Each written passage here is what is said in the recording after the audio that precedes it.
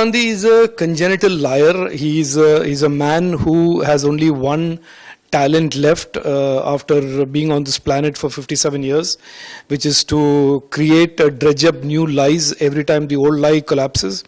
This is the man who spent the last several years blaming electronic voting machines and saying the EVMs were the reason for the defeat of the Congress. When the EVMs were proved to be foolproof and accurate, he has taken on the voter lists as his new target. He called it an atom bomb first, now he called it a hydrogen bomb.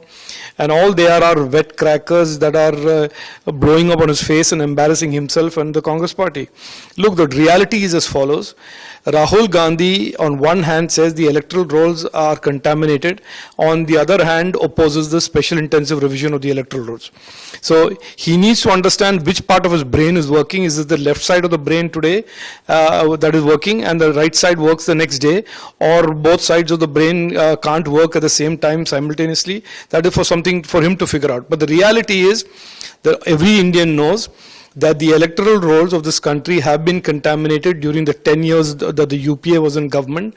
And I have put forth very strenuously how the Aadhaar was contaminated and how the Aadhaar was used by the UPA government to make people enter the electoral rolls. There is a need for the electoral rolls to be cleaned up. There is an absolutely clear requirement that is put out there by the Election Commission. And the electoral rolls are the most important part of democratic integrity. And if you have an electoral roll that is foolproof and has high integrity, the democracy will be also as strong and not contaminated by foreign elements and foreign vested interests. So I wouldn't spend too much time thinking about Rahul Gandhi, because Rahul Gandhi today, his single point agenda is somehow to rally his own people.